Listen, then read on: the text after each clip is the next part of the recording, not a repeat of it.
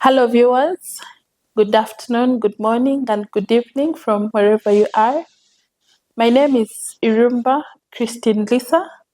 I am a palliative care clinician and I serve as the Research and Information Manager at the Palliative Care Association of Uganda, or PICAO as it is commonly known. The Palliative Care Association of Uganda is a national association of palliative care providers and well-wishers in this country and beyond. We are a membership association. We were formed in 1999 and officially registered as a non-government organization in Uganda in 2003. And our vision is to ensure palliative care for all in Uganda. Our mission is we work closely with the Ministry of Health to integrate palliative care in Uganda's healthcare system through capacity building, advocacy, and research. And our focus areas are capacity building, as it is in our mission. And in capacity building, we provide scholarships for people that are looking to advance their career in palliative care. We also offer short courses at the health facility level, but also organized at different facilities. And we conduct national update meetings, which are in themselves continuous medical education sessions that are meant to provide more information to our membership and beyond on usually issues pertaining palliative care, but health at large. Another focus area is advocacy. And in advocacy, we would like to create an awareness and an understanding for palliative care in this country. And in this, we do national advocacy, district advocacy, and community advocacy. At our national advocacy, we have a number of activities that we do. We coordinate meetings together with other partners and stakeholders on access to medicines, on policy and strategic plans for palliative care in this country. We advocate for human resource allocation and funding for the different palliative care work and developments in this country. And still, with our advocacy work at community level, we have a Road to Hope program that is a program for child caregivers who look after patients and are not able to achieve education just because of the circumstances that are happening in their home environment. And in this, we provide them with education and other psychosocial support. And we have another focus area, research and information. We would like to be a hub of palliative care research and information in this country. And in this, we collaborate with different entities and academia to provide evidence for palliative care in this country.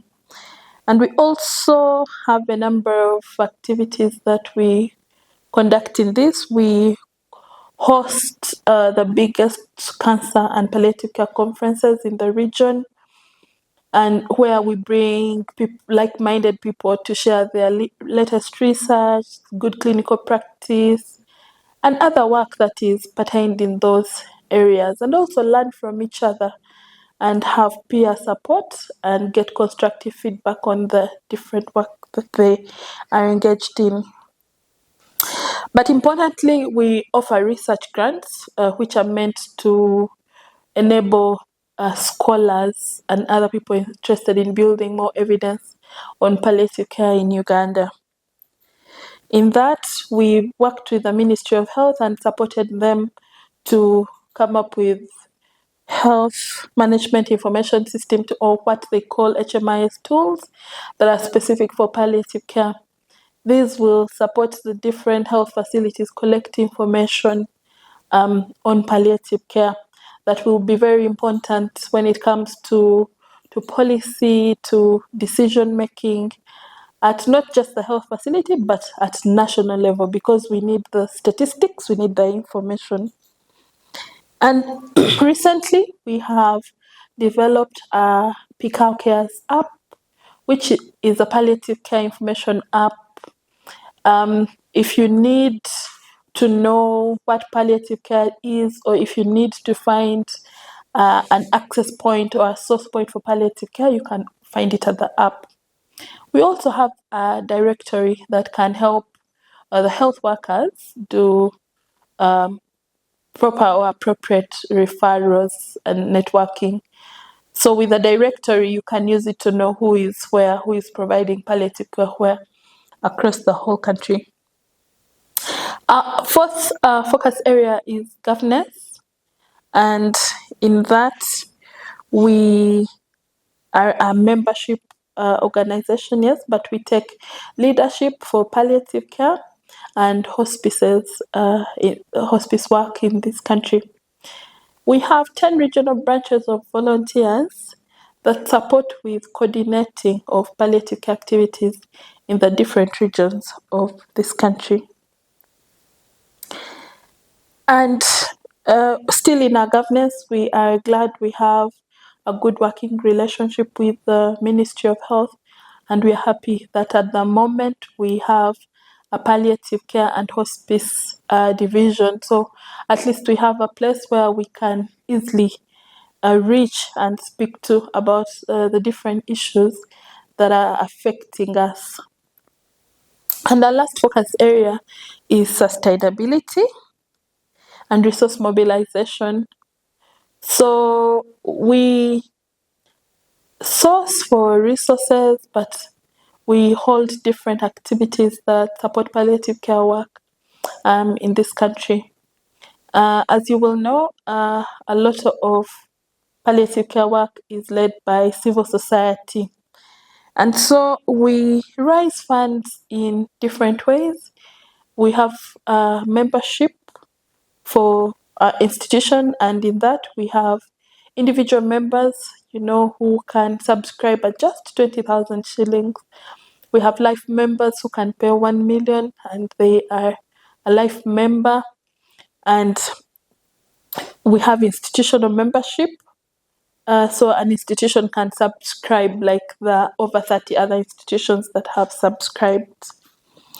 And it's important to join a network of like-minded people and contribute to the development of this work in this country.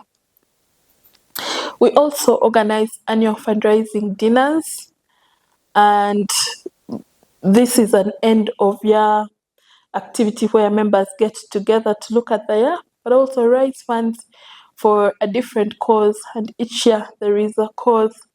Last year we raised funds to translate material or information into the different local languages. And in that, we would like people, even at community level, to understand at their level what palliative care is and what we are talking about. And this is very important. Our goal is to ensure that we provide culturally appropriate palliative care. And we can do that by making sure that people understand in their languages. And still in resource mobilization, we sell items, we sell our branded items to raise funds.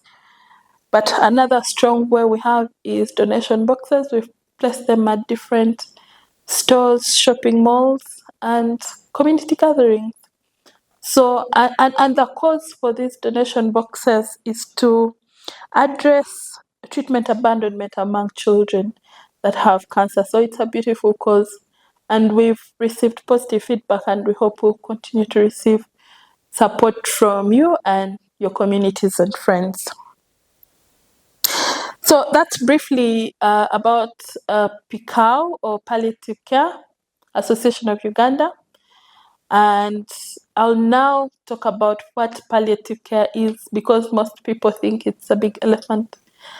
But in simple terms, palliative care is a branch of medicine, and it is holistic in nature. How is it different from other types of care? It is holistic in nature.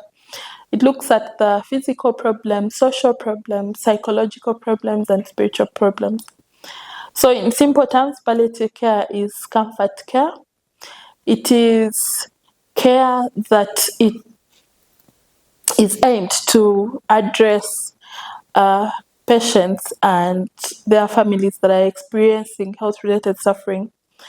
But there are standard definitions. For example, the World Health Organization definition that defines it as care that is given to those that have a life-limiting illness through impeccable assessment, which is like a perfect assessment, and addressing their holistic needs.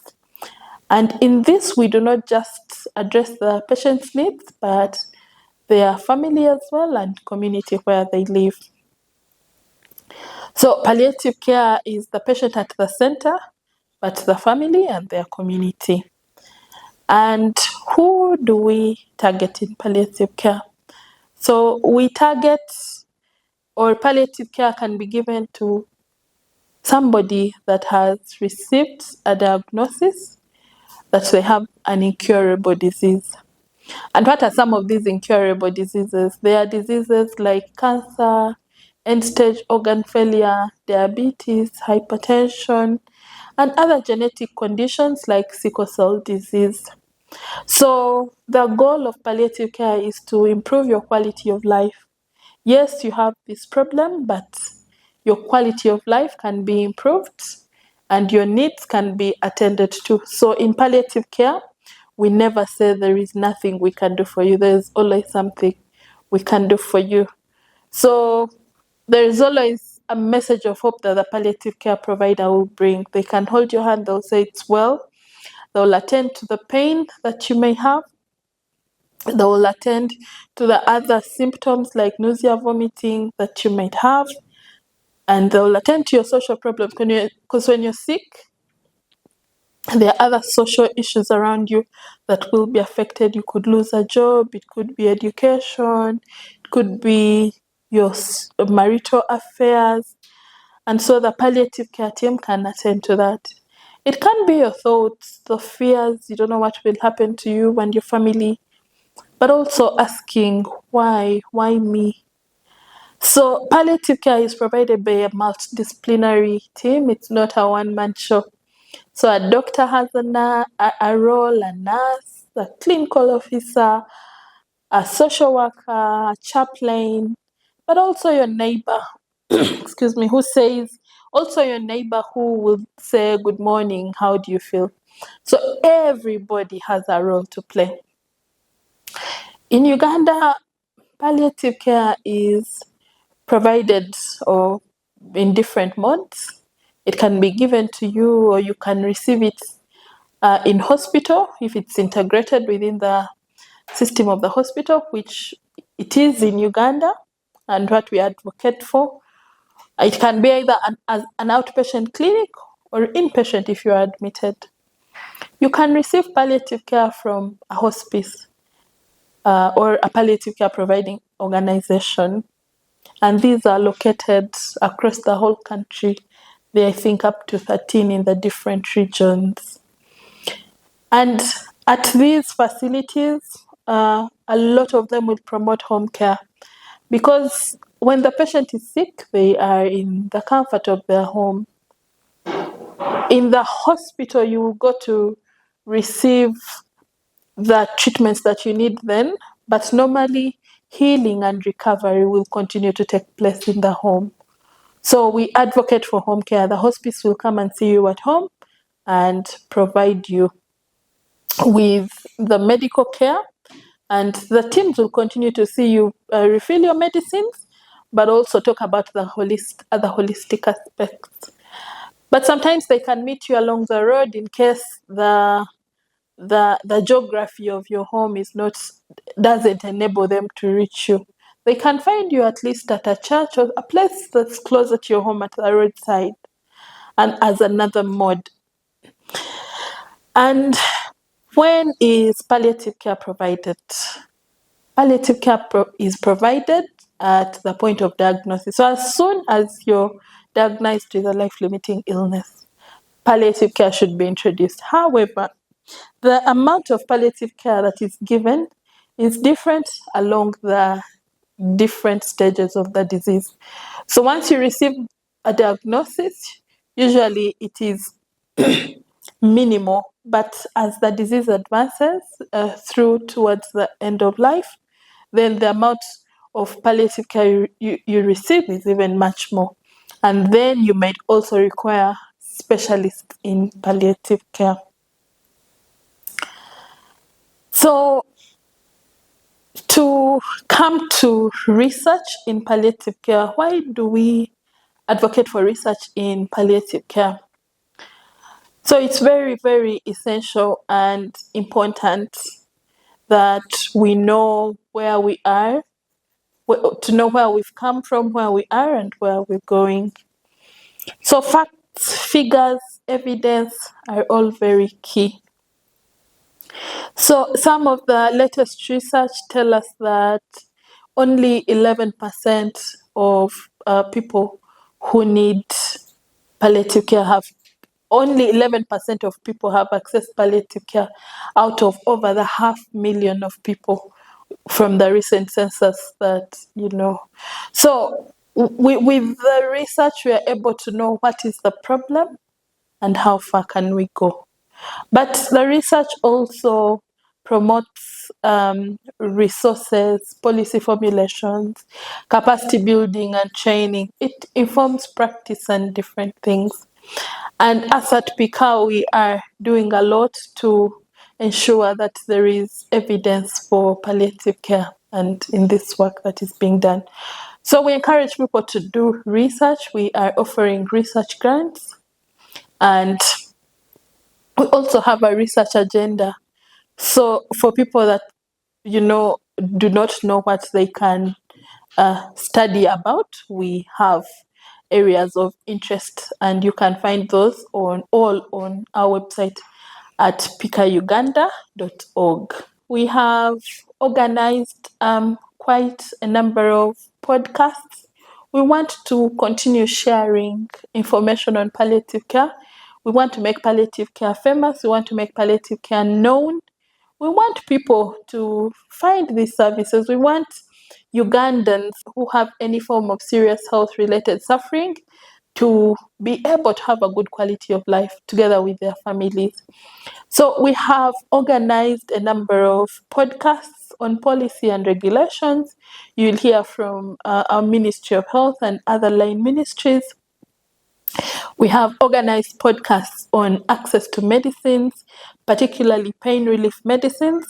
So when people have life-limiting illnesses, pain is one of the biggest problems that brings them to see a health worker. That's how we even are able to tell that you have a problem. And access to pain medicines is very important. It's very key.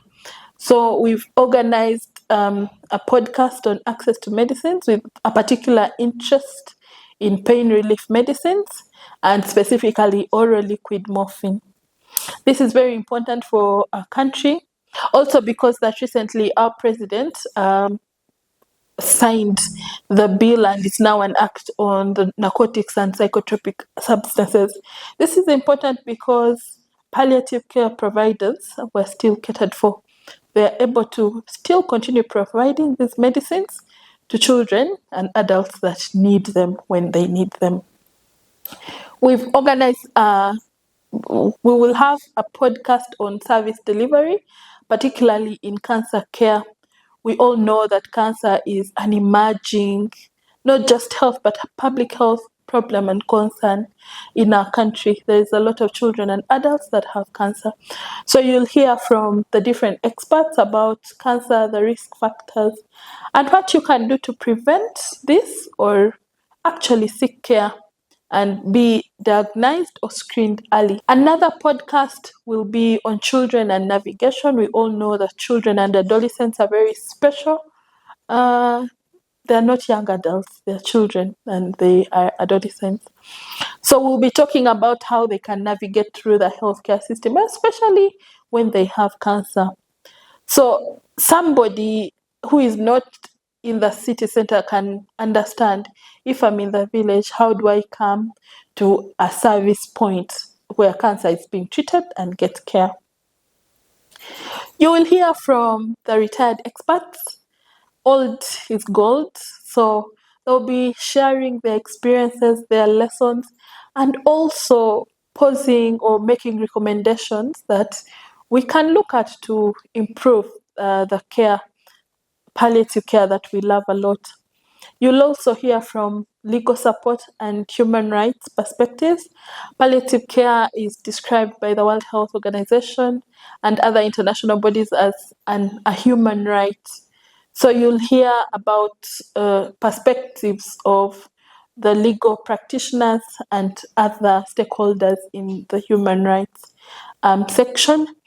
You'll also hear from the non-communicable diseases, stakeholders and experts, and most importantly, you will hear from the hospices, the patients, and the caregivers, these that have felt the problem, the hands that have touched and felt.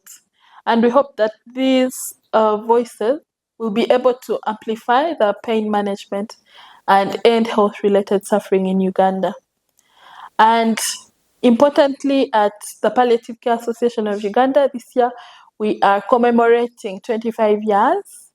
So on this Silver Jubilee, we hope that as many people as they are in this country know about palliative care and can access it where they are when they need it. So thank you so much for joining us at today's podcast, and please do join us at our other podcasts. We shall be sharing all information on our social media platforms, on our X, on our LinkedIn, on our YouTube. So we hope you can listen in and share with your friends, their friends. And at the end, our communities will all be transformed because they'll know about us. Thank you.